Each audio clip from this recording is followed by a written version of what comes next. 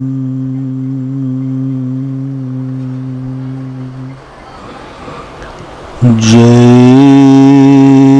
श्री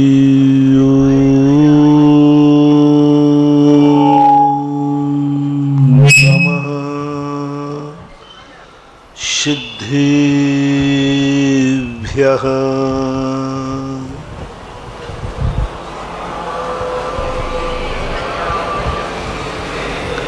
जय श्री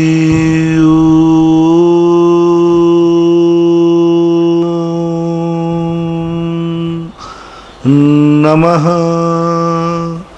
सिद्धेभ्यः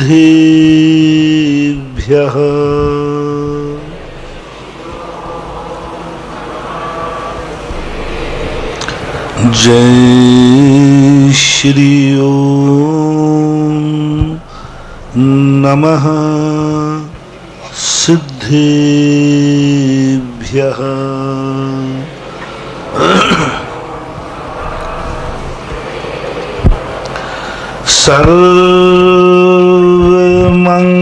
सर्वमंगल मांगल्यं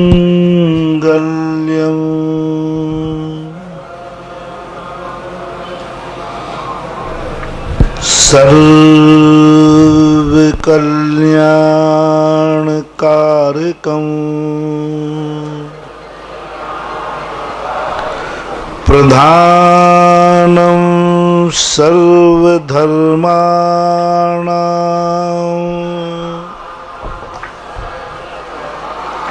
जैनं जयतु शासनम् जैनं जयतु शासनम् जैनं जयतु शासनम्। पंच परमेष्टि भगवान की, आचार्य श्री गुरुवर कुंद कुंद महाराज की, आचार्य श्री गुरुवर विद्या सागर महाराज की।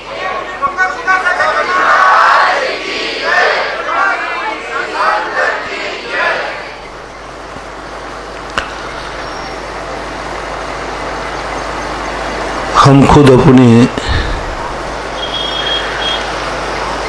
खुद की जिंदगी को समझने के लिए पर का आलम्बन लेना पड़ता है। यही सबसे बड़ी आश्चर्य की घटना संसारी प्राणी की है।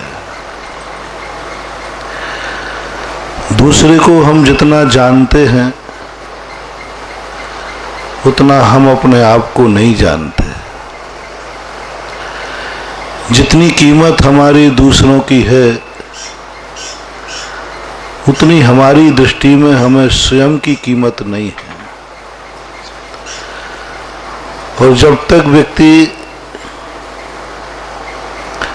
स्वयं का मूल्यांकन नहीं करेगा, जब तक व्यक्ति की इज्जत स्वयं की दृष्टि में नहीं होगी, तब तक वो दुनिया में इज्जतवान व्यक्ति नहीं हो सकता। पहले तो यह सोचना अनिवार्य है कि मेरी दृष्टि में मैं कैसा हूं, मेरा मन मेरे से कैसा संतुष्ट है। कभी सोचने का मौका नहीं दिया। हम दुनिया से इज्जत चाहते हैं, हम दुनिया से सम्मान चाहते हैं, हम दुनिया की दृष्टि में अच्छे और बुरे बनना चाहते हैं और बने हुए। कई लोग हमें अच्छा कहते हैं, कई लोग हमें बुरा कहते हैं। आपको ही नहीं, भगवान को भी। भगवान को सभी लोग अच्छा कहते हो ऐसी बात नहीं। सूरज प्रकाश देता है, सभी प्रशंसा करते हो ऐसी बात नहीं। सूरज की भी निंदा होती है। सूरज किसी से कुछ लेता नहीं है, मात देता ही है। सूरज ने आज तक सबको, दुनिया को प्रकाश किया बिना पक्षपात के। न उसने भक्तों के साथ कुछ अधिक प्रकाश दिया और न मानने वालों को प्रकाश कम दिया। भारत के लोग सूर्य को मानते हैं, पूजते हैं। पाकिस्तान के लोग सूर्य को नहीं पूजते, नहीं मानते, उसके सम्मान नहीं करते। लेकिन सूर्य की महानता है कि जितना प्रकाश वो भारत को, भक्तों को दे रहा है, उतना ही प्रकाश वो पाकिस्तान को भी दे रहा है। उसका स्वभाव है, उसका नेचर है।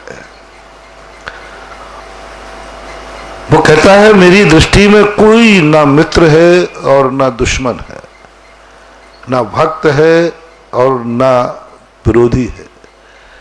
मेरी दृष्टि में ना कोई अच्छा है और ना बुरा है। मुझे दूसरे से लेना देना ही नहीं है, बात खत्म हो गई। मुझे तो इतना मालूम है कि मुझे निकलते ही सारी दुनिया को प्रकाश देना है। कितनी बड़ी ज्ञायक दृष्टि, कितना बड़ा आत्म स्वभाव की तरफ संकेत दे रहा है एक प्रतिदिन हमें सूर्य। वो पर को जानने की उसे खबर ही नहीं है, पर को जानने की उसे पड़ी ही नहीं है, पर से उसे कोई लेना देना ही नहीं है। कौन मुझे मान रहा है, कौन मुझे नहीं मान रहा है, कौन मुझे निकलते ही प्रशंसा करता है, कौन निकलते ही निंदा करता है। मेरा काम तो है, मेरा काम क्या है, दुनिया का काम मेरे प्रति क्या है, यह विचार अज्ञानियों का है।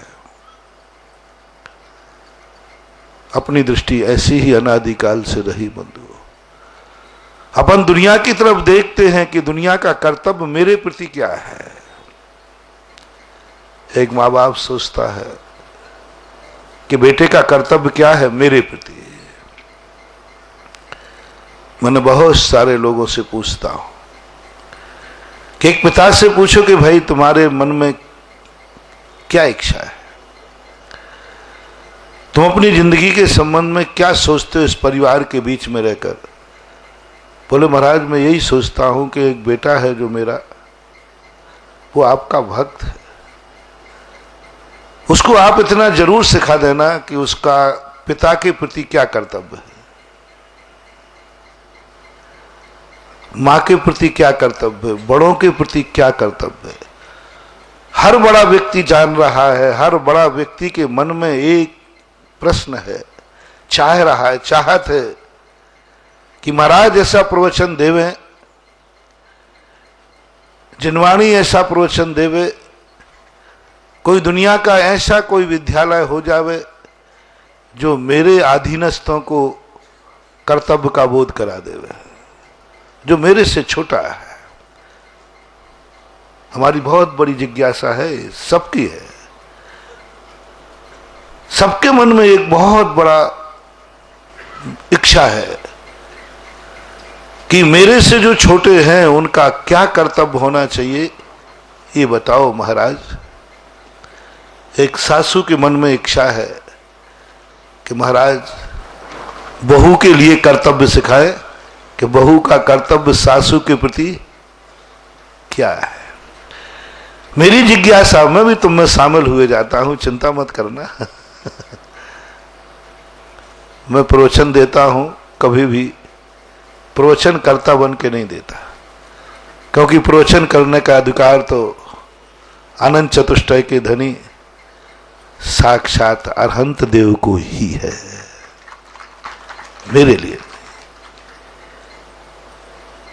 मेरी अवस्था में जब भगवान थे वो बोले नहीं, उन्होंने अनधिकृत चेष्टा नहीं की, उन्होंने प्रवचन नहीं दिया। वो मेरे मुनि पद पर थे, मेरे समान, वो मौन हो गए। उन्होंने कहा नहीं, मुनि को प्रवचन देने का अधिकार है ही नहीं। तो फिर ये मत समझ लेना कि तुम्हें अधिकार है। हाँ, नहीं तो मामला और गड़बड़ हो जाए अब यार। हाँ, नहीं तो तुम लोग बहुत, देखो महाराज जी ने आज कह दिया ना कि मुझे प्रवचन देने का अधिकार नहीं है, इसलिए आप लोग, महाराज हम लोगों को तो है। अरे भाई, जब मुझे ही अधिकार नहीं है तो तुम तो किस खेत की मूली हो। कम से कम हमें कुछ तो भगवान की आज्ञा मानने का भाव हुआ, कुछ तो मेरे मन में भाव आया कि भगवान ने जो कहा है मैं अपनी शक्ति प्रमाण उसको आचरण में उतारता हूं। कुछ आया, मैं पूरा नहीं कह रहा हूं कि मैंने पूरी आज्ञा भगवान की मान ली, लेकिन ये भी नहीं कह रहा हूं कि मैंने कुछ भी नहीं माना। कुछ तो भाव है।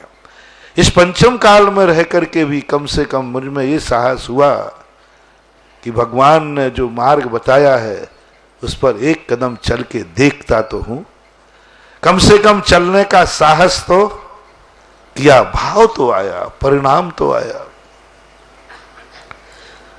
पूज्यवर ज्ञान सागर महाराज ने लिखा कि कलयुग में भव्य और अभव्य की पहचान क्या करें।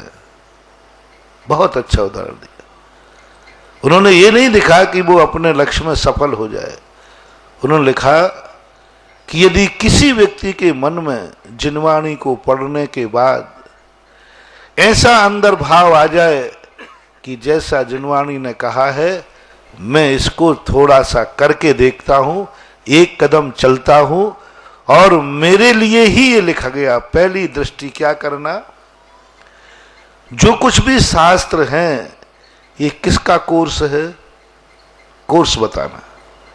भगवान ने बनाया है ये कोर्स, शास्त्र आचार्यों ने लिखे हैं ये शास्त्र, किसके लिए लिखे। कोई टेक्स्ट बुक निकलती है, कोई बोर्ड एक टेक्स्ट बुक निकालता है, तो सरकार ने अपने लिए निकाली है कि विद्यार्थी के लिए निकाली है। पहला निर्णय अपन निर्णय करते हुए चले। कोई भी वस्तु पर पहले ये देखना है कि ये वस्तु दुनिया में है तो किसके लिए है, इसकी अर्थक्रिया क्या है। हमारे यहाँ साहित्यिक भाषा में अर्थक्रिया बोलते, अपनी भाषा में प्रयोजन बोलते। घड़ा बनाया है तो घड़े की अर्थक्रिया क्या है, जल को धारण करना, ये प्रयोजन है। तो अपन एक निर्णय करें कि ये शास्त्र किसके लिए लिखे गए। क्या भगवान ने जिनवाणी अपने लिए बोली है, अपने लिए ना, उन्होंने स्वयं के लिए। भगवान को जिनवाणी का उपदेश स्वयं के लिए कोई जरूरत ही नहीं थी, वे तो सर्वज्ञ प्रभु है, उनको स्वाध्याय की जरूरत ही नहीं, वो तो ज्ञाता दृष्टा है, उनको तो जानना है, उनको बोलना है ही नहीं। अपने लिए नहीं बोला, भगवान ने जो कुछ भी बोला महानुभाव, जो कुछ भी बोला सब अपने लिए बोला। अपन लिए ने अपन लोगों के लिए, उन्होंने अपने लिए नहीं बोला। स्वांध्याय सुखाय परहिताय, भगवान पे ये पंक्ति लागू नहीं होती, क्योंकि उनका जो उपदेश है उससे स्वयं को किंचित मात्र भी लाभ नहीं। यदि भगवान उपदेश नहीं देवें तो भगवान को क्या हानि है, बोलो, कोई हानि नहीं। उनको कुछ नहीं, उनका तो अनंत ज्ञायक स्वभाव प्रकट हो गया, वो तो अनंत चतुष्टय में लीन हो गए, उन्हें कहाँ पड़ी है। और वस्तुतः पूछा जाए तो भगवान उपदेश देते ही नहीं, भगवान कभी उपदेश देते नहीं। भगवान का उपदेश तो होता है, देते नहीं है। उनका उपयोग उपदेश में है ही नहीं, उनका उपदेश तो निज ज्ञायक स्वरूप में स्थित है। अपने आत्म पूज्यवर कुंद भगवान ने नियम सार के अंदर कहा कि भगवान सर्वज्ञ भगवान का उपयोग वस्तु स्वरूप में वे अपनी आत्मा में लीन रहते हैं। ये उपदेश कौन दे रहा है, ये तो सब व्यवहार की क्रियाएं हैं। हो रहा है वो दे नहीं रहे, हो रहा है अपने आप सहज हो रहा है। ठाननी से जो विहारा, उनका कुछ भी ना उनका उपयोग है, ना उनका भाव है, ना उपदेश देना उनका लक्ष्य है। मां तीर्थंकर प्रकृति बंधी हुई है, वो पुद्गल है, जड़ है, वो भगवान के आलम्बन लेकर के उपदेश दिला रही है। भगवान तो कहते हैं कि मेरा तो अपने आत्मा में लीन रहना। सर्वज्ञता भगवान की व्यवहार से है, निश्चय से नहीं है। निश्चय से तो भगवान अपने आत्मा के ज्ञाता दृष्टा है, अपने आत्मा को जानते हैं। और व्यवहार से ऐसा कहने में आता है भगवान सारे जगत को जानते, जानते नहीं है, जानने में आ रहा है। दर्पण तल इव सकला प्रतिफलंती मालिका यश। पूज्यवर अमृतचंद सूरी महाराज कहते हैं कैसा है भगवान का ज्ञान। दर्पण कभी किसी पर पदार्थ को जानता नहीं है। पर पदार्थ को जानने के लिए दर्पण का भाव भी नहीं है, लेकिन पर पदार्थ सामने आएगा तो दर्पण में झलकेगा। झलक रहा है, दर्पण जान नहीं रहा है। ऐसे ही भगवान सारी दुनिया को जान नहीं रहे हैं, सारी दुनिया उनके ज्ञान की निर्मलता में झलक रही है। तो अपन लोगों ने कह दिया व्यवहारी जन ने कि भगवान सर्वज्ञ है, भगवान सर्वज्ञ। सही पूछा जाए तो भगवान सर्वज्ञ नहीं है, भगवान आत्मज्ञ है। आत्माकार दुनिया को जानने में आनंद है ही नहीं, और वे दुनिया को जानने लग जाएंगे तो उनसे बराबर दुखी दुनिया में कोई, क्योंकि उनको नरक भी दिखेंगे और बड़े करुणा निधान है वो तो नरकों के दुख सहन ही नहीं कर पाएंगे। अपन ही एक दुखी व्यक्ति को देखकर अपनी आंखों में आंसू आ जाए, द्रवीभूत हो जाए, और भगवान सारे जगत को देखेंगे तो सारे जगत में तो दुख ही दुख भरा हुआ है, वे दुखी हो जाएंगे। वे जानते ही नहीं, उनको मतलब ही नहीं पड़ा, उनको खबर ही नहीं है कि दुनिया क्या है। ओहो, क्या बात कही मानवाओ। उनको खबर ही नहीं है कि दुनिया में क्या हो रहा है, दुनिया क्या है, उनको मतलब ही नहीं पड़ा, खबर ही नहीं, अनुभव में नहीं आ रहा है, उनके अनुभव में नहीं आ रहा है। कभी कभी अपन ने देखा, अपन उपयोग करें आंख खोले बैठे हुए, यदि अपना उपयोग कहीं दूसरी जगह है और कोई अपने सामने से निकल जाए, कोई पूछे भाई आप कब से बैठे, बोले 1 घंटे से। बोले यहाँ से 1 घंटे आध घंटे पहले कोई व्यक्ति निकला था। निकला क्या? और निकला था, हमारी आंख खुली थी, लेकिन हमें पता नहीं कि वो कब। ऐसा होता है कि नहीं? बहुत बार होता है। आंख बंद नहीं थी, खुली थी, लेकिन आंख में उपयोग नहीं होने से वो निकल गया, लेकिन मेरी आंख में जानने में बस ऐसा ही समझना। बहुत अच्छा उदाहरण आ गया।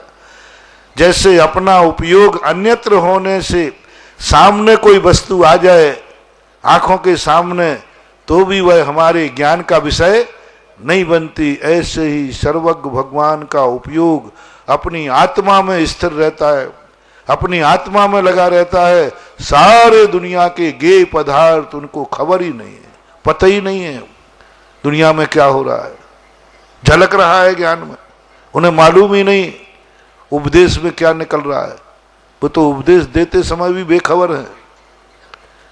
अबे तो अब जिस समय प्रवचन देते हैं भगवान, उस समय भी उनका उपयोग आत्मा में स्थित है। उपदेश तो मात्र होता रहता है। आश्चर्य व्यक्त किया पूज्य कुंद कुंज स्वामी ने कि हे भगवान, आपका क्या अतिशय कहूं, क्या चमत्कार कहूं। आप उपयोग पूर्वक उपदेश देते नहीं है, लेकिन आपका उपदेश यदवा तदवा होता नहीं, यदवा तदवा होता नहीं। अपना उपयोग नहीं हो तो अपन से तो गलती हो जाए। यदि अपना उपयोग दूसरी तरफ निकले तो कुछ शब्द निकालना चाहें और कुछ, लेकिन भगवान ये कौन सा अतिशय है, कैसा चमत्कार है कि आपका उपयोग उपदेश देने का है नहीं, आपकी इच्छा उपदेश देने की है नहीं, आपको ये भाव आता नहीं कि मुझे बोलना क्या है, और दुनिया को आप जानते नहीं, और फिर भी आपके मुख से जो निकल रहा है वो समीचीन निकल रहा है, सम्यक निकल रहा है। ये आश्चर्य मैंने किसी में देखा है तो वह है अपने जिनेंद्र देव सर्वज्ञ भगवान। कभी भूल ही नहीं होती, कभी चूक ही नहीं होती, और उपयोग है नहीं। सर्वज्ञ भगवान जो केवल ज्ञान का उपयोग है वो तो आत्मा में लीन है, और गलती होगी नहीं, और उपयोग वो इसमें ले नहीं जाएंगे। उन्हें नहीं पड़ी है किसी के कल्याण करने की, उन्हें नहीं पड़ी है किसी को सुधारने की, उन्हें नहीं पड़ी है कि कौन रो रहा है कौन हंस रहा है, उन्हें नहीं पड़ी कि धर्म का अधर्म का क्या है। वो तो कहते हमें प्राप्त हो गया वह ज्ञायक स्वरूप, मुझे तो अपनी आत्मा में लीन रहने दो। बहुत देख लिया दुनिया को, कोई किन्हू न करे न धरे को, सल द्रव्य मई न हरे को। मैं क्या कर सकता हूं? हर व्यक्ति का उपादान अपनी अपनी योग्यता लिए बैठा है, मेरे से कुछ नहीं हो सकता। इसलिए जब अपन भी सोच लेते हैं कि भाई मेरे करने से कुछ होने जाने वाला नहीं है, तो फिर अपन तो कहते हैं भाई अपना लोटा छानो। अब क्या करें, दुनिया के लोटा कोई छनवाने को तैयार नहीं है, कोई छनवाने कोई तैयार नहीं है। तो फिर अंत में अपन क्या कहते हैं, अरे भाई दुनिया की रात दुनिया जाने, मैं तो अपना लोटा छानता। ऐसे भगवान की सर्वज्ञ की वाणी अपने आप सही उपदेश देने का अधिकार उनको है, क्योंकि वो सर्वज्ञ है और वो देते हैं नहीं, ये भी बात है। सही अधिकार उनको है और वो उपदेश, और जिनको अधिकार है नहीं वे उपदेश देने के लिए बैठे हैं। महाराज जी उपदेश देने चलो, हाँ चलो, बिल्कुल अभी लो। कुंद कुमार ने कहा कि महाराज जी उपदेश देने चलो, हाँ चलो। जिन्हें उपदेश का अधिकार नहीं वो उपदेश देने बैठे हैं, और जिन्हें उपदेश का अधिकार है वे उपदेश देते ही नहीं। होता है, सब कुछ होता जाता है, लेकिन इसका अर्थ कदापि ये मत लगा लेना। मैं तो इसलिए कह रहा हूं कि ये ज्ञान मुझे आप लोगों ने दिया, ये ज्ञान मुझे अपने आप हुआ। मंदिर में जितने शास्त्र रखे रहते हैं, ये किन्होंने लिखे? भगवान ने लिखे कि आचार्यों ने? हैं? तो आप अर्घ किनको चढ़ाते हो, आचार्य वाणी को या जिनवाणी को? वो मर गए लिख लिख करके। अच्छा, अभी मैं प्रवचन दे रहा हूं, देखो मैं बिहार करके आया हूं, मेहनत मेरी हो रही, गला में सुखा रहा हूं उपदेश। अभी आप जिन प्रवचन खत्म होती क्या बोलोगे? यानी हमें बीच में से तुमने गायब भी कर दिया। अरे ये बोलो ना सुधा सागर की वाणी से। अरे मैंने गलत कहां किया? बताओ ये प्रवचन कौन दे रहा है? बोलो ना। फिर अंत में क्यों बोल रहे हो? हा, क्या है जैन दर्शन, धन्य है जैन दर्शन। जैन श्रोता कह रहा है महाराज, भली महाराज के मुख से निकले चाहे आचार्यों के मुख से निकले, मेरे कान में जो ही शब्द आएगा मैं तो जिनवाणी मान के सुनूंगा। मुझे वाणी से कोई मतलब नहीं, जिनवाणी। मैं तो जिनवाणी सुनी है, मैंने तो सुनाई है सुधा वाणी। बोले आपने सुनाई होगी, मैंने तो क्या सुना? जिनवाणी। ओहो, साधु के मुख से निकली वाणी को श्रावक के कानों का, सम्यक दृष्टि के कानों का कितना बड़ा अतिशय और चमत्कार है। एक अज्ञानी से पूछा कौन की वाणी है? बोले महाराज की वाणी है। और एक सम्यक दृष्टि से पूछा किसकी वाणी सुनी तुम्हारे कानों ने? बोले जिनवाणी सुनी। एक लेखक से पूछा किसी से, ये समय सार जी किसका है बताओ? पूज्यवर कुंद कुंदवा। लेकिन जब अपन नमस्कार किया तो बोले किसको किया? जिनवाणी। ये अतिशय दुनिया में किसी के पास नहीं। बस इतने ही अतिशय यदि अपनी जिंदगी में घटित हो जाए, बहुत बड़ा साइंस है ये, कि हम आचार्यों के शास्त्र पढ़ते हैं लेकिन नमस्कार जिनवाणी को करते हैं। हम साधुओं के मुख से प्रवचन सुनते हैं लेकिन प्रवचन के बाद कहते हैं जिनवाणी के ज्ञानते सूजे लोका लोक, सो वाणी मस्तक धरू सदा देत हूं धो। किसको धोख दिया? जिनवाणी को। ये अतिशय कैसे हो गया? एक सारी दुनिया देख रही कि साधु बोल रहा है, लेकिन श्रोता के कान कह रहे हैं कि मैंने महाराज की वाणी नहीं सुनी, जिनवाणी सुनी। मैंने शास्त्र आचार्य कुंद कुंद का शास्त्र नहीं पढ़ा। ओहो, क्या पढ़ा? जिनवाणी पढ़ी। तो इसमें तो लिखा नहीं करहंत भगवान, बोले लिखा है। अपन मंगलाचरण में करते ना, अस्य मूल ग्रंथ करतारा श्री सर्वज्ञ देवा, तथोत्तर ग्रंथ करतारा श्री प्रतिगणधर देवा, तेसाम वचनानुसार आदि आदि लगा, मूल ग्रंथ कर्ता का नाम। इसी से देशना लब्धि बनेगी। कुंद कुंद भगवान की वाणी से देवसन लब्धि नहीं बनेगी। कुंद कुंद प्रमाणिक नहीं है, गंधर्व परमेष्टि प्रमाणिक नहीं है, क्योंकि वे छद्मस्त है, क्योंकि वो गुरु के पद पर प्रमाणिक हैं, वे गुरु हैं। गंधर्व परमेष्टि कुंद कुंद भगवान गुरु है, इसमें कोई संदेह नहीं, पूजनीय है, इसमें कोई संदेह नहीं। लेकिन जब तत्व की दृष्टि आएगी तो गंधर्व परमेष्टि भी प्रमाणिक नहीं है, क्योंकि उनका ज्ञान भी पूर्णता तत्व को जानने का अधिकार नहीं है, वो अरूपी पदार्थ को जानते ही नहीं। गंधर्व परमेष्टि भी प्रमाणिक नहीं है तत्व की दृष्टि में। तत्व की जब बात आएगी तो उनका पूछें गंधर्व परमेष्टि तत्व क्या है, बोले मेरे ज्ञान का विषय नहीं। तुम क्या जानना चाहते हो? आत्मा का स्वरूप, आत्मा मेरे ज्ञान का विषय नहीं। तुम क्या जानना चाहते हो कि 3 लेख के ऊपर सिद्धालय भगवान सिद्ध परमेष्टि बैठे हैं कि नहीं? बोले मेरे ज्ञान का विषय नहीं कि सिद्ध परमेष्टि कहाँ है।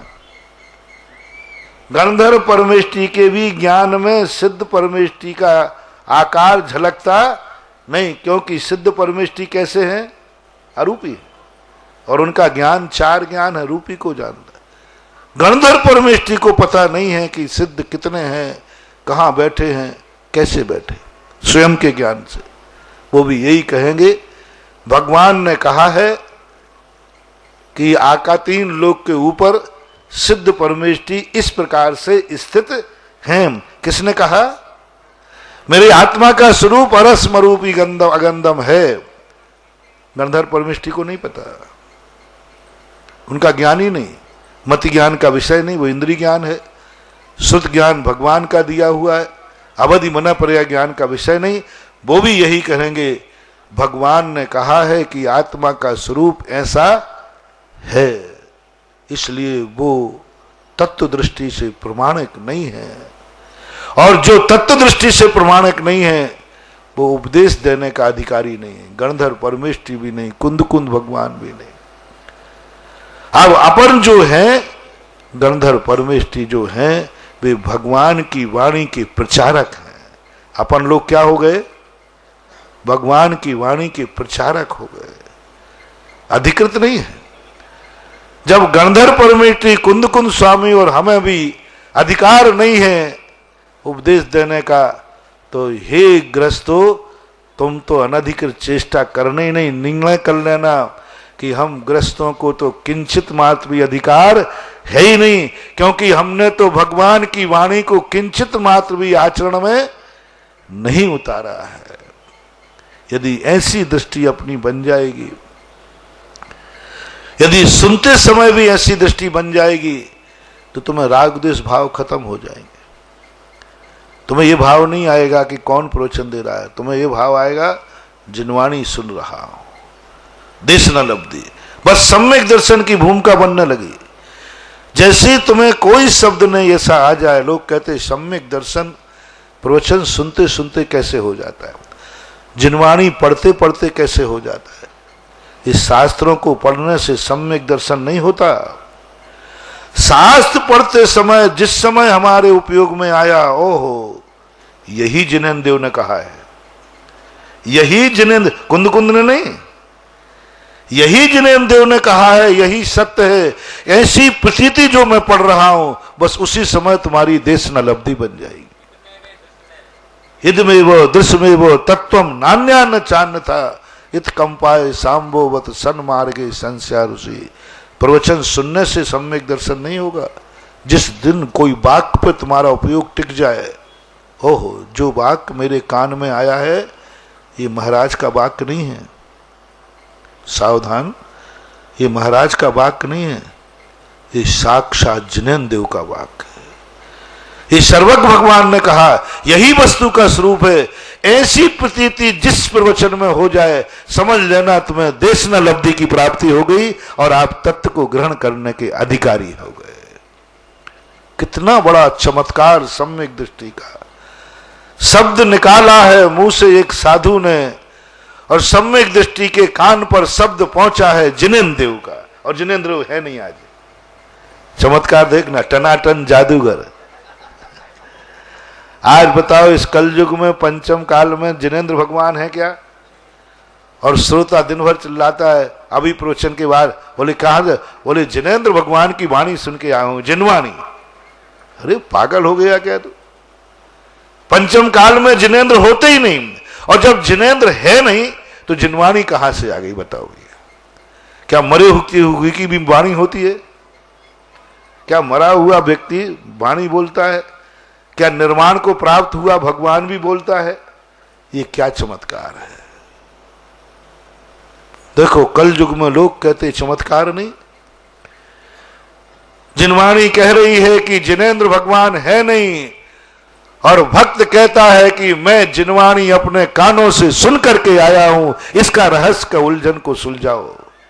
जिनवाणी सुन के आया हूं, जिनवाणी पढ़ के आया हूं, और जिनेंद्र भगवान है नहीं। अरे पढ़ना तो ठीक है, फिर भी लिख दिया। पढ़ने में तो ये हो गया कि भगवान बाप जी लिख के गए थे, वही खाता है इसलिए हमने बांच लिया। ये शायद भगवान लिख गए होंगे इसलिए बांच लिया। लेकिन वो तो कह रहा मैं जिनवाणी सुन करके आया हूं। सुनना जिंदा से बनता है कि मुर्दा से? तो जिनेंद्र भगवान तो है ही नहीं।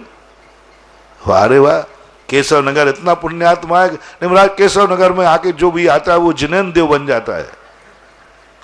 गलत मत करना। लेकिन तुम ये कहोगे कि नहीं अभी प्रवचन में बाद में कि मैंने जिनवाणी सुनी है। चमत्कार कैसा कैसा चमत्कार! और यह चमत्कार यदि तुम्हारी जिंदगी में घटना शुरू हो जाए, आंखें कह रही हैं कि महाराज बोल रहे हैं, और कान कह रहा है कि मैं साक्षात जिनवाणी सुन रहा हूं, अब सम्यक दर्शन की भूमिका बनना चालू हो गई। अतिशय घट गया। दुनिया कह रही है मीरा तुझे जहर दिया गया। मीरा को जहर दिया था कि नहीं?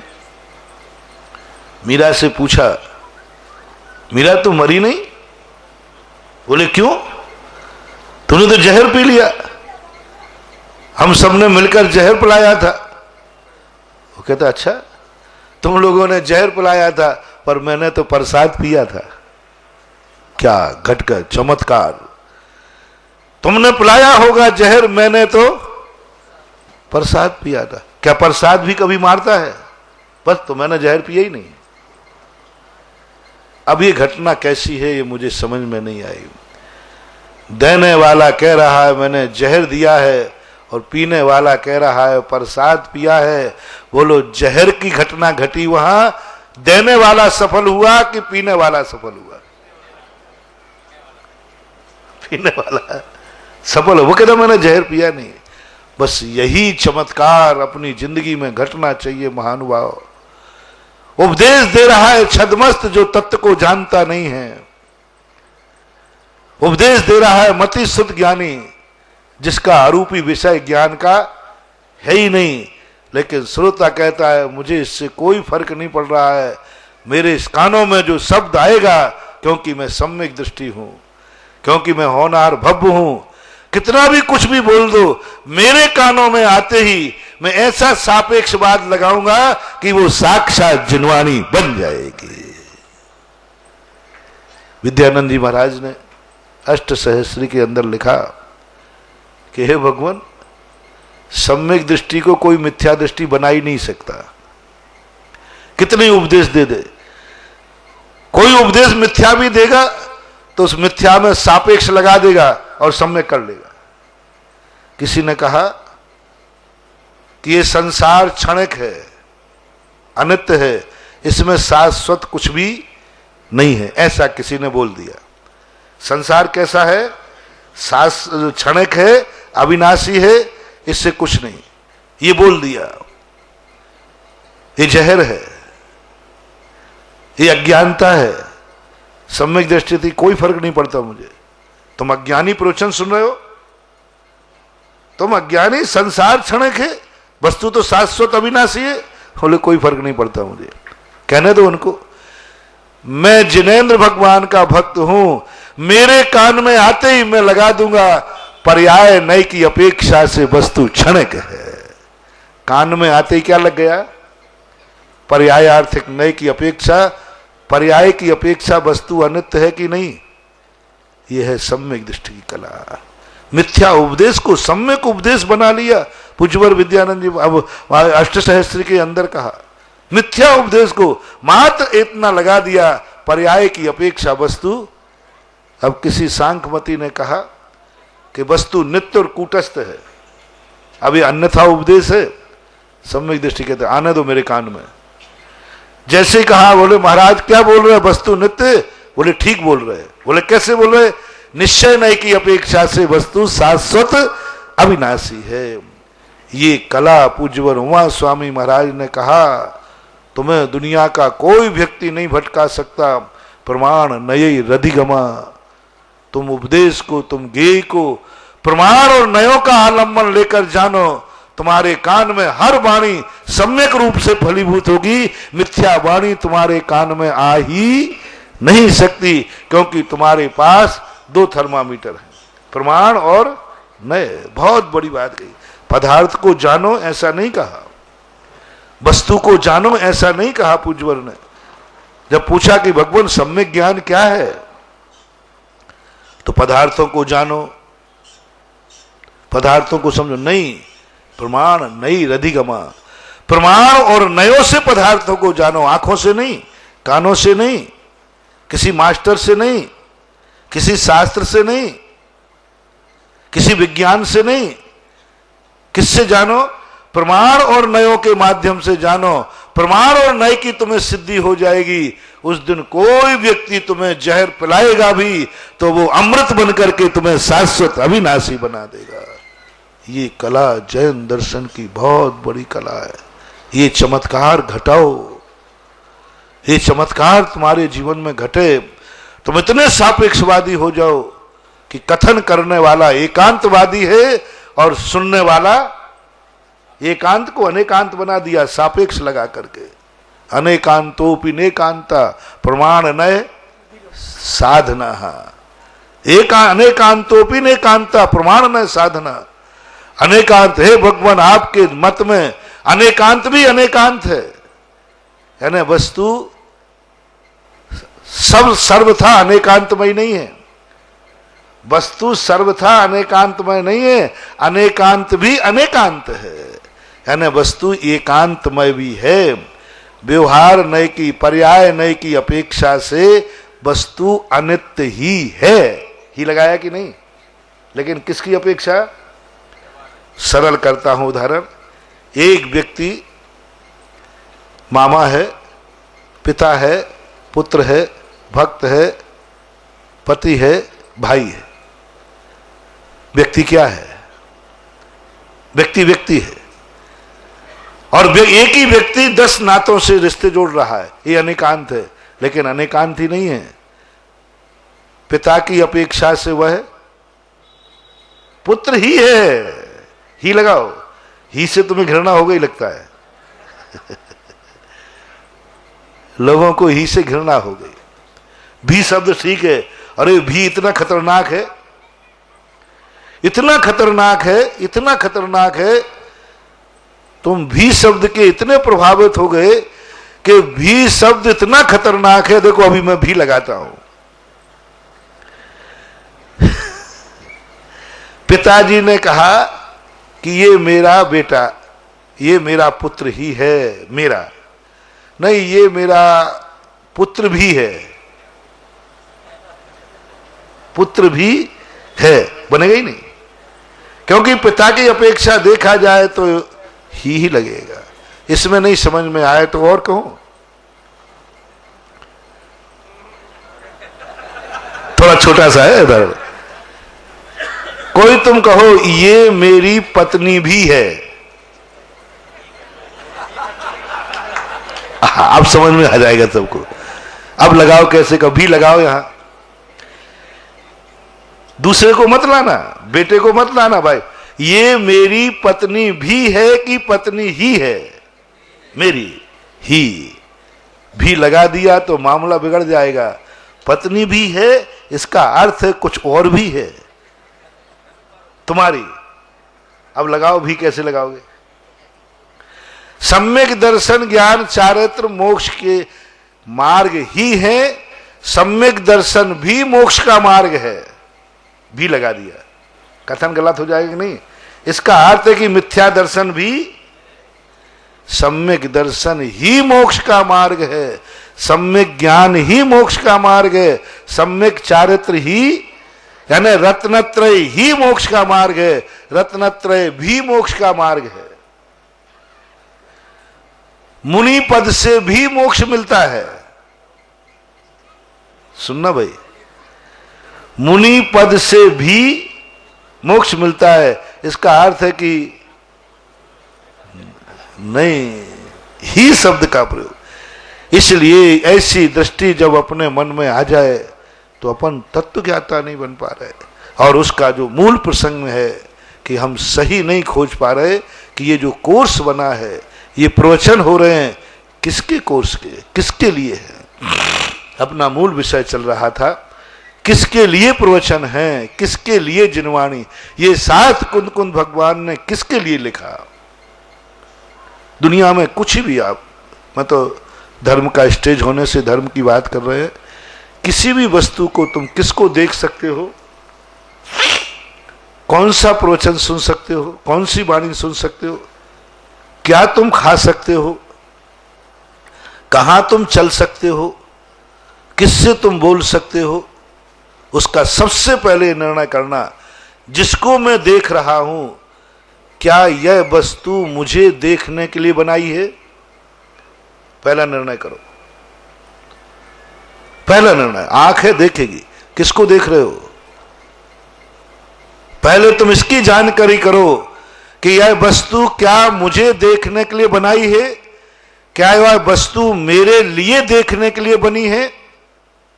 पहला निर्णय। यदि इसमें चूक गए तो अपराधी, पापी, पिटोगे, व्यभिचारी, अत्याचारी, तुम्हें महान पाप का बंध होगा। जिसको तुम देख रहे हो वो किसको देखने के लिए बनाई है। किसी ने कोई श्रृंगार किया, कोई सुंदर वस्तु आई, कोई सुंदर स्त्री आई, सावधान, पहला निर्णय करो। आंख उठेगी, देखोगे, सावधान, आंख नीची कीजिए। बोले क्यों? पहले ये निर्णय कीजिए, इसने जो श्रृंगार किया है वो तुम्हें देखने के लिए किया है क्या? यदि पता नहीं चले तो पूछ लेना, पर आज आप पिटवाओगे। पूछ लेना कि तुमने जो श्रृंगार किया है क्या मेरे देखने के लिए किया है? तो तुम खूब देखना, उसमें निधत्त निकाचित पाप कर्मों का बंध नहीं कहलाएगा। क्या तुम्हारा जो सौंदर्य है मुझे देखने के लिए है, किसको देखने के लिए है? बता दो। यदि इतना निर्णय नहीं, मेरे देखने के लिए श्रृंगार नहीं है, मेरे देखने के लिए सौंदर्य नहीं है, आपकी आंख अपने आप झुक जाएगी, सम्यक दृष्टि होगी तो मैं अनधिकृत चेष्टा नहीं कर सकता, अनधिकृत चेष्टा नहीं कर सकता। और जो मेरे देखने के लिए बनाई है उसमें व्यक्ति अपलक देखेगा तो भी दुनिया उसकी निंदा करने वाली नहीं है, क्योंकि वो वस्तु मेरे लिए है। सब में लगा देना। घर में तुम्हारे कोई वस्तु रखी है, तुम्हारे नाम से रखी है, वो कपड़ा तुमने पहन लिया, किसी ने आपकी निंदा की? बिना पूछे पहन लिया, क्योंकि सिलते समय ही मालूम था कि ये कपड़ा, अब प्रतिदिन किसी से नहीं पूछना, बनते समय मालूम था ये कपड़ा मेरे लिए बना है, अब उसको पहनना कोई पाप नहीं है, चोरी नहीं है, क्योंकि बनते समय संकल्प है ये कपड़ा मेरे लिए। और यदि दूसरे के लिए कपड़ा बना है और आपने पहन लिया तो झगड़ा हो सकता है, राग द्वेष हो सकती है, आपको चोरी का दोष लग सकता है। मकान में लगा लो, ये मकान किसके लिए बना है, उद्देश्य क्या है इसका? पूज्य ब्रह्मा स्वामी महाराज ने कहा किसी भी वस्तु को जानने के लिए पहला निर्देश पकड़ो। चले जाओ इस मकान में, पहले ये पूछो क्या इस मकान में तुम्हारा जाने का अधिकार है कि नहीं। यदि है तो आपको पूछने की जरूरत नहीं। आप अपने घर में किससे पूछते हो, मैं आइए कम इन सर, नहीं। लेकिन दूसरे के घर में पूछते हो, क्योंकि वहां तुम्हारा अधिकार नहीं है। ऐसा ही सारे दुनिया के गेयों को देखो, कौन से गेय भगवान ने क्यों सबकी तरफ से दृष्टि मोड़ ली, क्योंकि उन्हें पता चल गया ये दुनिया मेरे लिए नहीं है, ये दुनिया मेरे ज्ञान को देखने के लिए नहीं बनी। कोई भी दुनिया जड़ पदार्थ नहीं कहते भगवान मैं आपको देखने के लिए बना हूं। जब मेरे लिए देखने को नहीं बने हैं तो मैं नहीं देखूंगा, बस उन्होंने उपयोग हटा लिया। और अपन लोग उन्हीं वस्तुओं को देखते हैं जो हमारे लिए देखने को नहीं बने, उन्हीं वस्तुओं को देख रहे, उन्हीं वस्तुओं को देख रहे। यही पाप है, यही कर्म के बंध का कारण है। निधत्त निकाचे, तभी मैंने परसों कहा था ना, हर व्यक्ति को देखना तुम्हारी मूर्खता देखना। हर व्यक्ति को दूसरे की थाली अच्छी लगती है, क्यों लगती है? सही बोलो, झूठ मत बोलना, झूठ मत बोलना। थोड़ा मेरी हेल्प करो। दूसरे का मकान अच्छा लगे, दूसरे की गाड़ी अच्छी लगे, दूसरे की बीवी अच्छी लगे, दूसरे के बच्चे अच्छे लगे, दूसरे के कपड़े अच्छे लगे, दूसरे के कंगन अच्छे लगे। क्यों भाई, क्या बात है? अब देखना महाराज जी, देखो मेरी चीज घटिया है, उसकी बढ़िया है, इसलिए मेरी नीयत उस तरफ जा रही है। ठीक, आपको मैं अभी कुछ गड़बड़ नहीं करूंगा। पहली बार में मैं अभी तुम्हारे माफ कर, तुम्हारे पक्ष में हूं। थप्पड़ तो दूसरी बार मारूंगा। तुम्हारा जो कुछ भी है बात तुम्हारी सही है, तुम्हारा निर्णय है। मेरी थाली के व्यंजन घटिया है, उसकी थाली में बढ़िया है। मेरा मकान घटिया है, उसका मकान बढ़िया है। मेरी सब कुछ तरफ सब देख लिया। ये निर्णय आपका है। अब तुम जिसकी थाली को देख रहे हो, मैं अब उसके पास जा रहा हूं। परसों का जिन्होंने प्रवचन सुना होगा, अब मैं तुमसे पूछ लिया, तुम्हारा भाई बेटा मैंने लिख लिया कि इस मेरी थाली में सब घटिया व्यंजन है, सब ठीक नहीं है, उसकी थाली में अच्छा है। अब मैं उसके पास जा रहा हूं। मैंने कि भाई क्या बात है, भोजन क्यों नहीं कर रहा है? बोले महाराज उस थाली को, वो थाली बढ़िया है, मैंने नोट कर लिया। वो तुम्हारी थाली की तरफ देख रहा है और तुम उसकी थाली की तरफ देख रहे हो। अब मुझे बताओ, जो आप कहोगे वो कर लूंगा। बढ़िया थाली कौन सी है? तुम्हें प्रमाण मानो कि उसको प्रमाण मानो? सारी दुनिया में यही तमाशा हो रहा है। हर व्यक्ति एक दूसरे से ईर्ष्या कर रहा है, हर व्यक्ति एक दूसरे पे जल रहा है, हर व्यक्ति एक दूसरे का उदाहरण देता है। हर मां बेटे को उदाहरण देती है, देखो वो पड़ोसी का बेटा, और पड़ोसी का वो भी यही कह रहे, देखो वो पड़ोसी का बेटा। आखिर हमारा निर्णय कहां होगा? बंधुओं, बस यही गुरु की जरूरत है, यही जिनवाणी की जरूरत है, यही भगवान की जरूरत है, और कुछ कहीं जरूरत नहीं थी। हर व्यक्ति दूसरे की थाली को देख रहा है और सामने वाला तुम्हारी थाली को देख रहा है। यदि तुम्हारी थाली बुरी होती तो पड़ोसी क्यों देख रहा है? कह दो वो पागल है, कह दो वो पागल है, वो मेरी थाली को देख रहा है, वो पागल है। महाराज उसको आगरा भेजो। हाँ भेज दूंगा, आगरा भेज दूंगा। लेकिन पड़ोसी से कहा मैंने कि ये तेरी थाली को देख रहा है, बोले वो पागल है महाराज, उसको आगरा भेजो। और दोनों ही को आगरा भेजे देता हूं, चिंता मत करना। जब तक ज्ञान इसको नहीं समझेगा, अरे महानुभाव, यदि तुम बुद्धू चंद हो, तुम्हें कुछ भी नहीं आता है, तो तुम इतने निर्णय कर लो कि मेरी थाली बुरी होती तो पड़ोसी मेरी थाली को क्यों देखता? इसका अर्थ है कि मेरी थाली में दम है। अब मैं दूसरे की थाली नहीं देखूंगा, क्योंकि मेरी थाली में दम है। और गुरु महाराज बीच में आके कहते, बेटा दोनों अपनी आंख झुकाओ और अपनी अपनी थाली को देखो, तुम्हारी ईर्ष्या खत्म हो जाएगी, तुम्हारी वेदना खत्म हो जाएगी और तुम्हारे मन में संतोष भाव, और संतोष भाव से ज्ञायक भाव प्रकट हो जाएगा। बस यही सबसे बड़ी शुरुआत करो बाहर से। मैंने थाली का उदाहरण इसलिए दिया कि वो आपके अनुभव में है, आप इसको अभ्यस्त हैं, थोड़ा यूं कर दो, अभ्यस्त हैं, आपकी जिंदगी में घटित हो रहा है। आपकी आंख ऐसी है कि दूसरों को देखती है, अपने आप को नहीं देख रही है। ये आंख सारी दुनिया को देख रही है लेकिन अपने आप को नहीं देख रही है। ऐसी तुम्हारी आदत बन गई है। हर व्यक्ति अपनी वस्तु को ठुकरा रहा है और पराई वस्तु की तरफ नियत लगाए बैठा है, अपनी वस्तु को ठुकरा रहा है। अपनी गाड़ी से संतोष नहीं है, उसे पड़ोसी की गाड़ी से ईर्ष्या है। अपने मकान से संतुष्ट नहीं है, पड़ोसी की मंजिल से दुखी है। कितने मूर्ख हो तुम कि दूसरे की वस्तु तुम्हें दुख का कारण बन गई।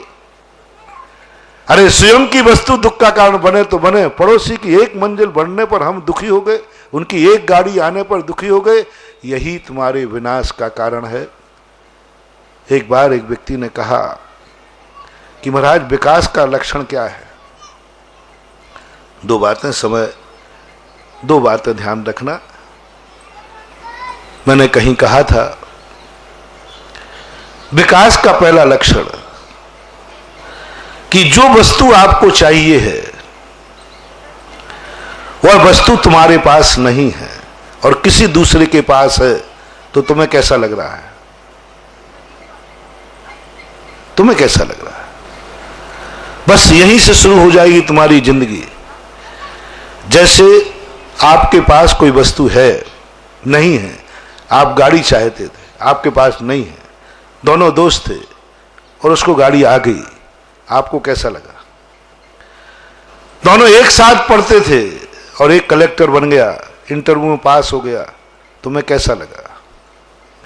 तुम भूखे थे, बहुत भूख लगी थी, दोनों भूखे थे, एक को किसी ने रोटी दे दी, उसका पेट भर गया, आपको कैसा लगा? मैं बहुत भविष्य वक्ता हूं आजकल, लोग आजकल भविष्य की बातें ज्यादा जानने लगे हैं। लोग ज्यादा, महाराज जी मेरी किस्मत क्या होगी? विद्यार्थी पूछता महाराज मैं पास होऊंगा कि नहीं? बुढ़ा मरने वाला पूछता महाराज मैं मर के कहां जाऊंगा? तो मैंने सोचा कि अब जो विद्यार्थी पढ़ना चाहता है वो मुझे विद्या सीखना, तो आजकल मैं बहुत सीख गया हूं। जिनको अपना अपना भविष्य पूछना हो तो पूछ लेना। मैं सर्वज्ञ तो नहीं हूं लेकिन उनसे कम भी नहीं हूं, चिंता मत करना। आप पूछो तो सही, बिल्कुल गारंटेड माल है हमारा, कंपनी का माल है, ध्यान रखना, जुगाड़ सिस्टम का नहीं है। किसी को अपना भविष्य पूछना हो तो मेरे से पूछ सकता है, बिल्कुल पक्का बताऊंगा। हाथ रेखा देखूंगा नहीं, मंथन करूंगा नहीं, बस एक प्रश्न करूंगा, तुम्हें क्या इच्छा क्या है तुम्हारी? बोले महाराज मेरा मकान बन जाए। इच्छा क्या है तुम्हारी? मेरे यहां गाड़ी आ जाए। इच्छा क्या है महाराज? भूख लगी रोटी मिल जाए। इच्छा क्या है तुम्हारी? सम्यक दृष्टि होगा तो भगवान बन जाए। मेरे से पूछोगे महाराज तुम्हारी इच्छा क्या है, तो मैं भगवान बन जाऊं, यही कहेंगे। आपकी इच्छा क्या है? महाराज मैं महाराज बन जाऊं। सर सम्यक दृष्टि के मन में यह भाव आता है कि वो दशा मैं कब पाऊं जो घर को छोड़ बन जाऊं।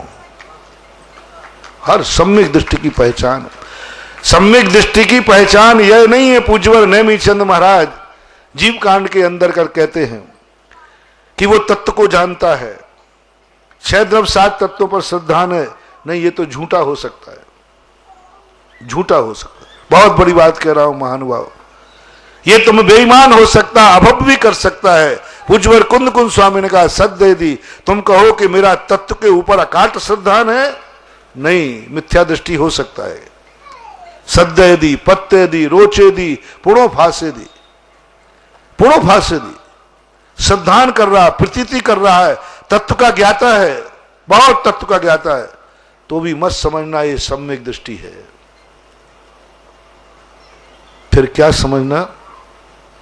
बहुत बड़ी बात गई। सम्यक दृष्टि के मन में क्या निरंतर मुनि बनने का भाव आ रहा है? बन नहीं रहा है। बनने की बात नहीं कह रहा हूं, बनने का भाव आ रहा है कि मैं मुनि कब बनूं। उदाहरण सीधा सा है, चौथी कक्षा में पढ़ने वाले का भाव क्या होना चाहिए? मुझे पता हो, मैं थोड़ा पढ़ा लिखा कम हूं ना, मैं सदा चौथी कक्षा में बना रहूं। हो सकता है उदयपुर है ये, एक विद्यार्थी बताओ जिस क्लास में पढ़ रहा है, मैंने सोचा कि पूज्यवर नेमिचंद महाराज ने ये कहां का थर्मामीटर दे दिया। अरे ये कहते देवसाद गुरु पर श्रद्धान करो, तत्वों के ऊपर श्रद्धान करो, आत्मा के ऊपर श्रद्धान करो। ये तो बात अपन ने पढ़ी थी, समझ में आई कि इसका ज्ञाता बनो, सम्यक दृष्टि हो जाओ। लेकिन ये बात पढ़ करके मैंने कहा कि ये मामला तो कुछ समझ में नहीं आया। बहुत वर्षों के बाद समझ में आया, ओहो ये तो इतना सत्य है। बोलो, चौथी कक्षा में पढ़ने वाला विद्यार्थी का भाव क्या है? चौथी कक्षा मेरी जिंदगी भर ये कक्षा ना छूटे, क्योंकि मास्टर साहब बहुत अच्छे हैं, यहां का कक्षा भी बहुत अच्छी है, कुर्सी टेबल भी बहुत बढ़िया है, एसी फेसी सब लगा हुआ है। हे भगवान, मेरा ये चौथी क्लास कभी जिंदगी में नहीं छूटे, क्योंकि ये मास्टर साहब बहुत अच्छे हैं। कैसा लग रहा है? ये अच्छे विद्यार्थी का लक्षण की बुरे का? ये है मिथ्या दृष्टि का लक्षण, ये मूर्ख का लक्षण, अज्ञानी का लक्षण। कौन मूर्ख है दुनिया में जो कहता है कि मैं उसी क्लास में बना रहा हूं?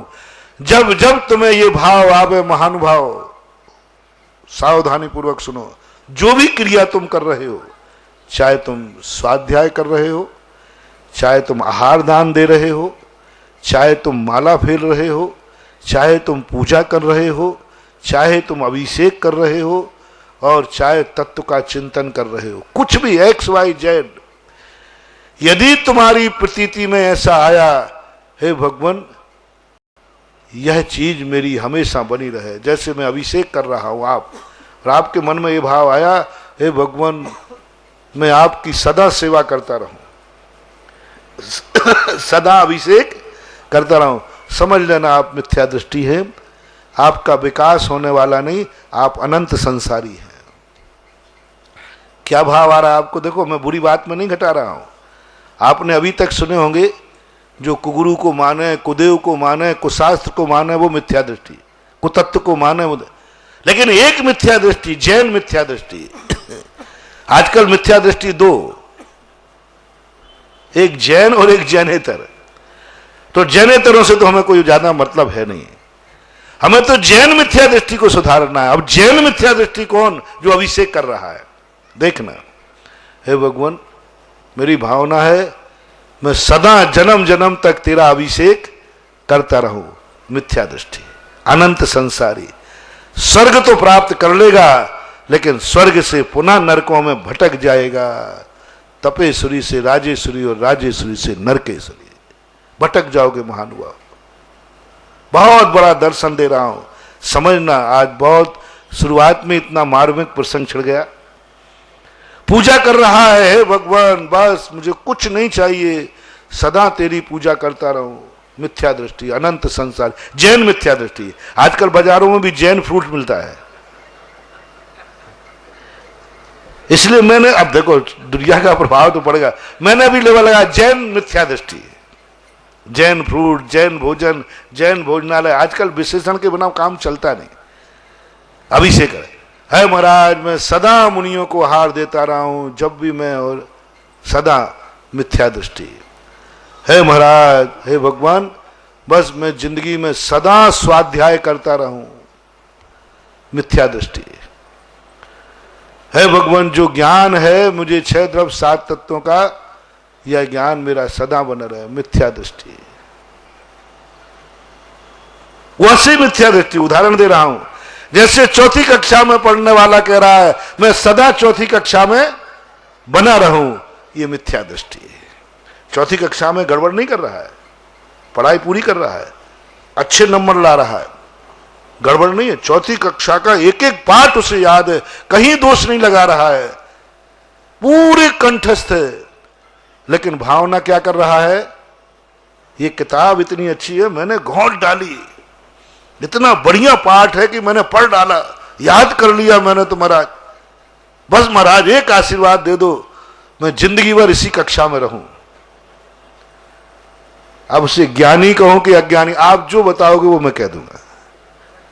क्यों, मैंने पहले ही कहा कि मैं वक्ता तो हूं नहीं, मैं तो आप सबकी मीटिंग ले रहा हूं, बस मीटिंग का अध्यक्ष मैं हूं।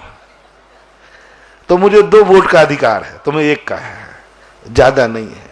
मैं वक्ता हूं ही नहीं। अपन तो बैठकर एक मीटिंग का प्रस्ताव पास कर रहे हैं, जनवाणी को समझ रहे हैं, जानने का प्रयास कर रहे हैं, एक चर्चा कर रहे हैं, तत्व चर्चा कर रहे हैं। प्रकृष्ट वचन तो तीर्थंकर के होते, जो मैंने कहा था। अपन तो उन वचनों को समझने का प्रयास कर रहे हैं। अपन तो समझ रहे, अपन प्रवचन करता नहीं है, अपन उपदेष्टा नहीं है, ना आप है ना हम है, ना कुंद कुंद भगवान है, ना गणधर परमेष्टि है। मूल ग्रंथ करता तो भगवान है। अपन तो उनकी भगवान की वाणी को तत्व चर्चा करके समझ रहे हैं, समझने का चेष्टा कर रहे हैं।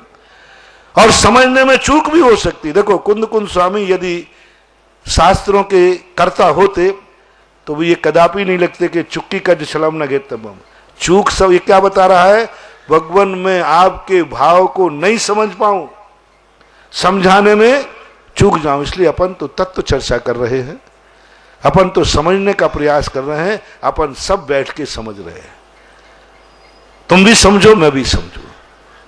तुम कहो तो मैं प्रश्न उठाऊंगा, और मैं कहूं तो तुम प्रश्न उठाना। जब मैं प्रवचन दूं तो मैं हमेशा कहता हूं प्रश्न उठाओ, प्रश्न उठाओ, कहां गलत है कहां सही है, पूछो बड़ी विनय से। महाराज जी, आपने ये बात कही, मुझे ऐसा लग रहा है कि इससे बाधित है। गुरु से बोल सकते, भगवान से नहीं। नहीं तो तुम ये आदत लेके समोषण में पहुंच जाओ। गुरु महाराज से कह सकते, महाराज जी ये बात आपने कही मुझे समझ में नहीं आई, कहीं यहां से बाधित तो नहीं हो रही है। गुरु से कह सकते हो, भगवान से नहीं। भगवान से नहीं कहना, भगवान आप जो प्रवचन दे रहे हो मुझे कहीं गलत लग रहा है। नहीं, वहां ये भाषा नहीं। वहां तो उन्होंने जो कहा है वही सत्य है। और हम तुम जब प्रश्न करोगे तो मैं तुम्हारी गलती निकाल सकता हूं। नहीं, तुमने जो प्रश्न किया है इस अपेक्षा से सही है और इस अपेक्षा से गलत है।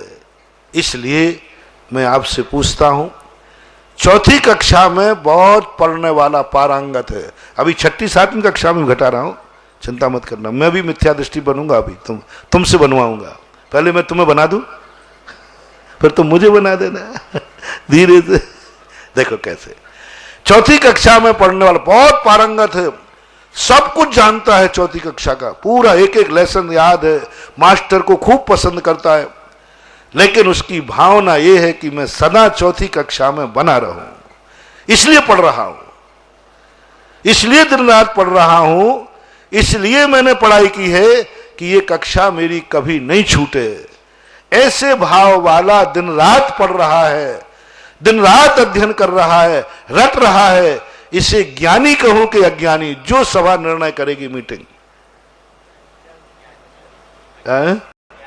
थोड़ा बोलो ना, मेरी सहायता करो ना। अज्ञानी है ना, कोई डरो मत, अपन तो बैठे। अज्ञानी महाज्ञान, देखो पढ़ रहा है कि नहीं। और ये भी कह रहा मैं इसलिए पढ़ रहा हूं जिससे मेरी ये कक्षा नहीं छूटे। अब द्रव्यलिंगी भावलिंगी मुनिराज कौन। अब हमारी खबर ले लो तुम थोड़ी। मुनिराज इसलिए मुनिचर्या पाल रहे हैं, बिल्कुल निर्दोष। ऐसे मुनिराज को ले लो जो 28 मूल गुण में किंचित मात्र भी दोष नहीं, पूरे निर्दोष पाल रहे हैं। तपस्या में मासोपवासी हैं, मासोपवासी, चातुर्मास पेड़ के नीचे करते हैं, गर्मी पहाड़ पर बिताते हैं, शीतकाल नदी किनारे बैठालते हैं, सदा तत्व चिंतन में लीन रहते हैं। हो अर्ध निशा का सन्नाटा, वन में वनचारी चरते हो, तब शांत नराकुल मानस तुम तत्वों का चिंतन। ऐसे मुनिराज को लेना, घटिया को नहीं ले रहा हूं। तत्वों का चिंतन करते हैं। उनसे पूछा, महाराज जी आप इतनी सावधानी पूर्वक चर्या पालन कर रहे हैं, इतना तत्व ज्ञान आपको है, इतनी तपस्या कर रहे हैं, किस लिए? जिससे मैं सदा सदा छठे सातवें गुण स्थान में बना रहूं, मुनि पद पे मैं सदा बना रहूं, इसलिए मैं तपस्या कर रहा हूं।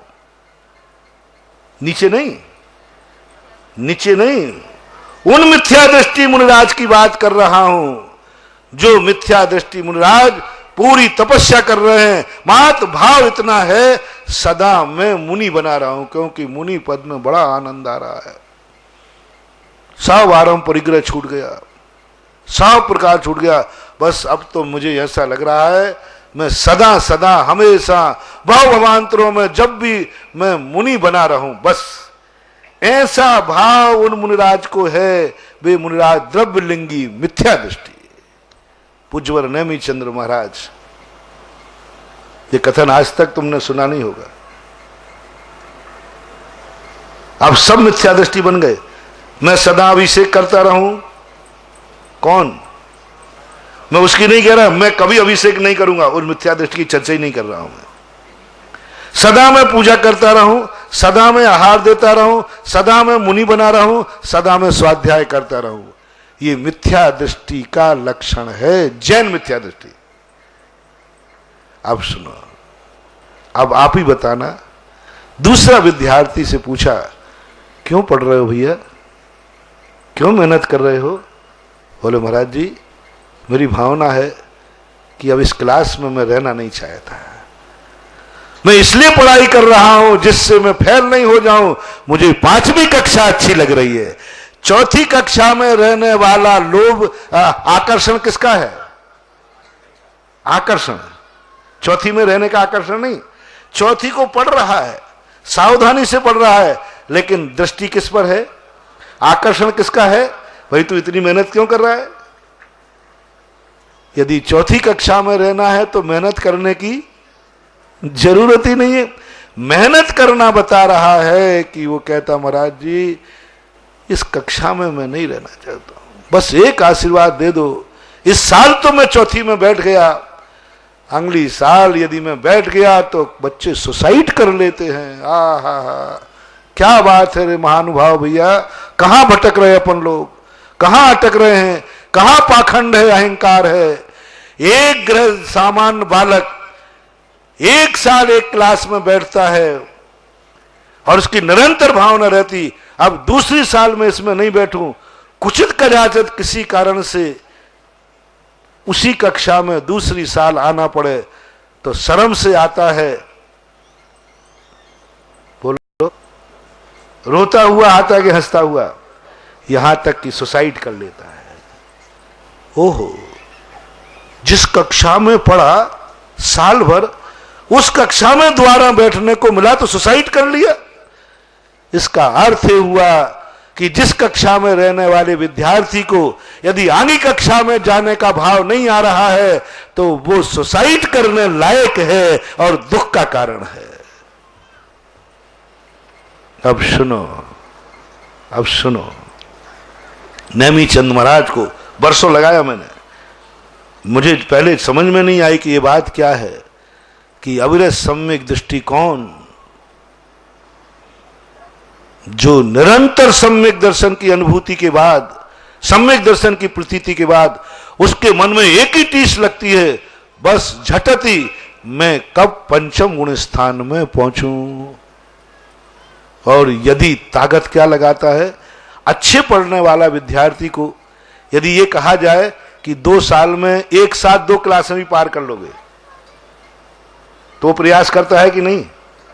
ऐसे ही उसे पता चल गया कि अविरत सम्यक दृष्टि डायरेक्ट मुनि बन सकता है 6ठे 7वें में, तो वो एक ही छटपटाता है, हे भगवान अगली साल मेरी गुण स्थान में ना निकले, मैं जो तपस्या साधना कर रहा हूं मेरा कब मुनि व्रत आए, कब मुनि व्रत आए, कब 6ठा महात्मा गुण स्थान आए। ऐसी छटापटी और नहीं आ पाता है तो रोता है, शर्मिंदा होता है, निंदा करता है, आलोचना करता है, मैं पापी ने साल भर खराब कर दी, किस मुंह से मुंह दिखाऊं मां बाप को, कैसा मुंह दिखाऊं मां बाप को, क्या मेरी जिंदगी होगी।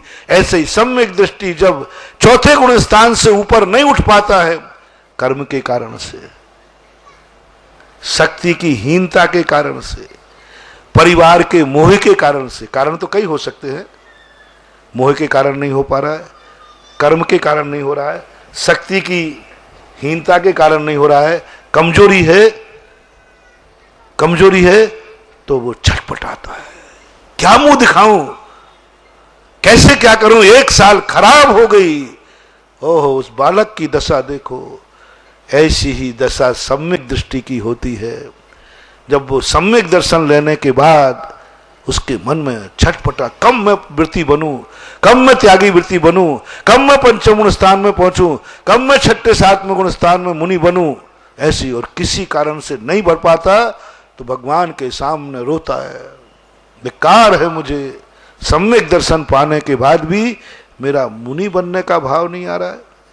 इसलिए बंधु, बनो या नहीं बनो, बनो या नहीं बनो, इसके लिए नहीं कह रहा हूं, लेकिन निरंतर भाव आवे मुनि को। यदि अरहंत बनने का भाव ना आवे तो, मुनि को निरंतर कहा सामायिक में कि हे श्रवण, इसी श्रवणता के आनंद में मत डूब जाना, निरंतर तुम्हारे मन में यह भाव बने कि वो दिन कब आए जब मैं अनंत चतुष्टय को प्राप्त करके, अनंत चतुष्टय प्राप्त करके अरहंत अवस्था को पाऊं। ऐसा भाव जिस मुनि में चल रहा है, निरंतर चल रहा है, सामायिक कर रहा है किस लिए? अरहंत के लिए। प्रतिक्रमण कर रहा है किस लिए? अरहंत के लिए। जितनी भी चर्या पाल रहा है किस लिए? अरहंत के लिए। तपस्या कर रहा है किस लिए? अरहंत के लिए। यदि हर क्रिया में उद्देश्य अरहंत बनने का है, कर्मों की निर्जरा करने का है, तो वह भावलिंगी संत है, अन्यथा द्रव्यलिंगी संत है, मिथ्या दृष्टि है। आपका अभिषेक करने का, सुन रहे हो अभिषेक करने वाले मिथ्या दृष्टियों, सुनो, क्या भाव लाना? अभिषेक तो करना, दृष्टि क्या रखना? भगवान मैं आज अभिषेक कर रहा हूं। मालूम आपको भगवान इसका उद्देश्य क्या है? एक दिन मैं भी इतना पावन बन जाऊं कि मुझे जल छुए और वो गंधों तक बन जाए। यानी अभिषेक भी किया तो किसके लिए? भगवान बनने। आहार दान दे रहे हो, सुनो रे आहार दान देने वाले मिथ्या दृष्टियों, मेरे मुनि भक्तों, आहार देते समय ऐसा भाव आवे कि मैं आज आहार दे रहा हूं इसलिए कल मैं भी ऐसे पानी पात्र में खड़े होकर आहार लूं, यह मेरे अंदर भाव है। यदि ऐसा भाव नहीं आया तो करते रहो अभिषेक, पूजा कर रहे हो, ये भाव नहीं लाना कि मैं जन्म जन्म तक पूजा करती रहूं। नहीं, ये भाव लाना कि भगवान जब तक मैं जिनेंद्र नहीं बनूं तब तक करता रहूं, सौ तेरे चरण तोलो। बस मेरी पूजा किसके लिए? तेरी पूजा करना मेरा लक्ष्य नहीं है। पूजा करने का लक्ष्य है कि मैं पूज्य बनने के लिए पूजा है तो सम्यक दृष्टि, पूज्य बनने के लिए पूजा है। पावन बनने के लिए अभिषेक है तो सम्यक दृष्टि। मुनि बनने के लिए आहार दान है तो वो सम्यक आहार दान। और सम्यक दर्शन के बाद यदि मुनि बनने का भाव आ रहा है तो तुम्हारा पक्का सम्यक दर्शन है और तुम्हारा विकास हो जाएगा। इसलिए समय आपका हो रहा, अपना मूल विषय चला है प्रसंग, कौन क्या चाह रहा है। अपन यहां से शुरू हुए थे, कौन क्या चाह रहा है। महाराज क्या चाह रहे हैं?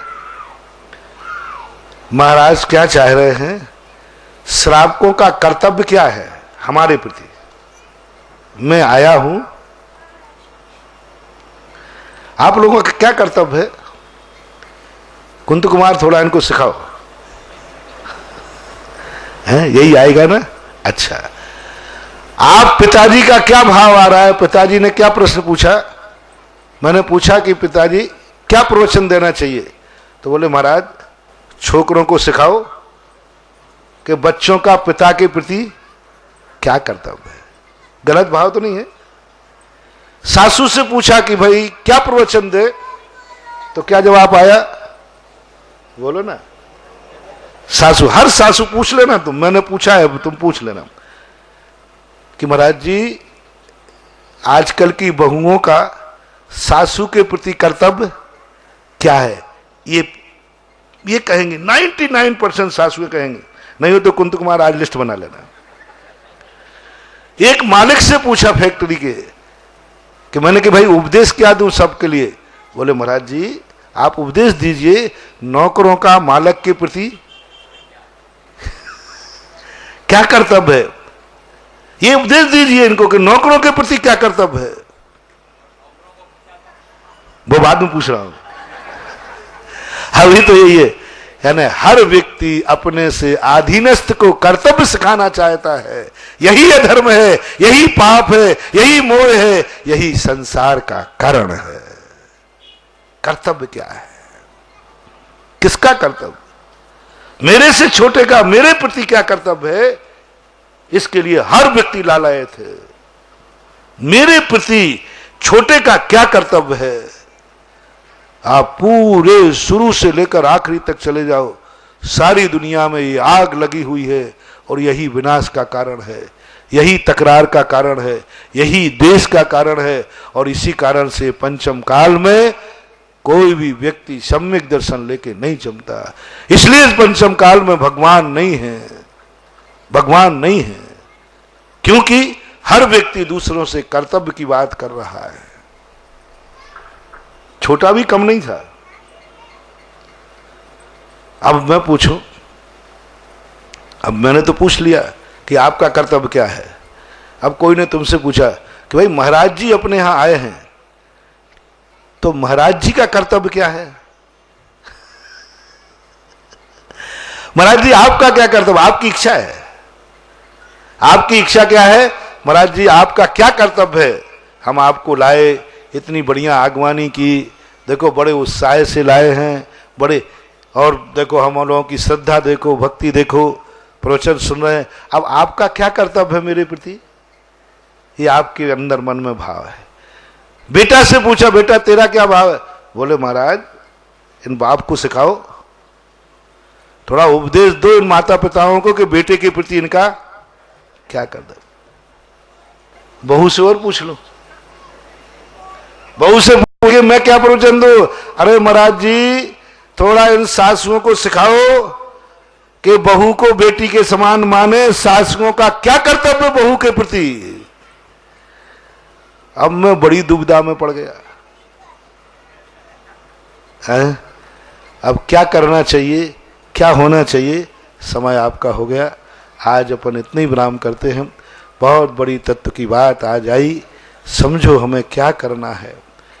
हम कितना पर की तरफ दौड़ रहे हैं। हम पर को धर्मात्मा देखना चाहते हैं, हम पर को अच्छा व्यक्ति देखना चाहते हैं, अच्छे व्यक्ति की हम प्रशंसा करना चाहते हैं, करते हैं, लेकिन हम अच्छा व्यक्ति बनना नहीं चाहते। एक बहुत सज्जन व्यक्ति हो, सदा मौन रहता हो, तो आपके महाराज जी ये बहुत साधुवाद पुरुष हैं, बहुत सज्जन हैं, ये कर लोगे। लेकिन जब अच्छे हैं तो तुम भी बनने का प्रयास, महाराज जी आप बहुत गलत कर देते हो, आपका समय हो गया, आप बंद करो। यही अपन मंदिरों में कर रहे। जितना अच्छा अपन भगवान को कह रहे हैं महानुभाव, हम भगवान को अच्छा कहने में कमी नहीं रख रहे, भगवान की क्या प्रशंसा करते अपन।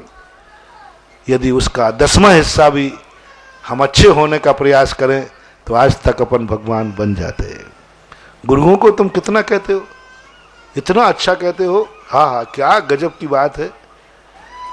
चलते फिरते सिद्ध, आहा मैंने सुनकर के कहा मामला भक्त बहुत पूछा है, देखो चनों के झाड़ पर चढ़ा रहा है मुझे। अरे मैं तो एक साधारण महाराज हूं, चलते फिरते सिद्ध क्या। जितनी तुम साधु को देखकर, गुणों अच्छाइयां देख करके प्रशंसा कर रहे हो, इसका 10वां हिस्सा भी यदि साधु बनने का भाव कर लो तो ये अच्छाई तुम्हारे अंदर प्रकट हो जाएगी, प्रकट हो जाएगी। तो अपन को ये देखना है। अब और विषय अपन आगे देखेंगे। समय का थोड़ा ध्यान रखो। 8 बजे यानी 8 बजे। समय जल्दी करोगे तो समय से छूटेगा, थोड़ा अच्छा लगेगा। गर्मी का समय है और प्रवचन नहीं कराना हो तो बंद रखो, बहुत बहुत अच्छा। प्रवचन नहीं कराओगे तो दोनों हाथ से आशीर्वाद, और कराओगे तो एक हाथ से आशीर्वाद। ऐसी गर्मी में तुम मेरे ऊपर दया करोगे कि निर्दयता करोगे? यदि प्रवचन कराओगे तो मैं समझ लूंगा कि तुम बहुत निर्दयी हो, और प्रवचन नहीं कराओगे तो समझूंगा ओहो केशव नगर जैसे भक्त तो कहीं मिलेंगे ही नहीं। इतनी दया कर रहे हैं कि नहीं, गर्मी में महाराज को कष्ट नहीं देना। महाराज एक बार खाते हैं पीते हैं, अपन को महाराज को बिल्कुल कष्ट नहीं देना। महाराज को 1 घंटे नहीं बुलवाना। महाराज का गला सूखता है क्योंकि मैं महाराज को बहुत चाहता हूँ। यदि सही में तुम चाहते होगे तो कल से प्रवचन नहीं कराओगे, और स्वार्थी होगे तो फिर अब स्वार्थी का तो कोई, वो तो फिर स्वार्थ देखता है। महाराज तुम्हारी जो हो सो हो, आप तो हम अब देखता हूं क्या करूं। बोलो भाई, मेरे पर दया कर रहे हो कि नहीं? मैं मालूम है मुझे तुम स्वार्थी हो पक्के। और जिसमें धन कुमार, क्या नाम इसका, धनपाल, तो पक्का स्वार्थी। ये देखते ही नहीं कि गर्मी पड़ रही। ये तो नहीं कि महाराज जी यहीं चित्रकूट कॉलोनी में रहो, यहाँ कमरा भी अच्छा है, हवा भी बहुत अच्छी थी। एक केशव नगर वालों ने नहीं कहा कि महाराज आपको कहीं नहीं जाना है, मैं आपका भक्त हूँ, यहाँ बहुत बढ़िया, और सही में बढ़िया स्थान है। चित्रकूट कॉलोनी का जो स्थान है बहुत बढ़िया स्थान, साधु के समूह। लेकिन केशव नगर वाले मेरा हित तो सोच ही नहीं सकते। वो तो कहते आप परेशान हो तो 100 बार हो, आपको तो हमारा कल्याण करना है तो करना है। तो आप पूछ लो सभा से, 8 बजे यानी 8 बजे, लेट नहीं करना है।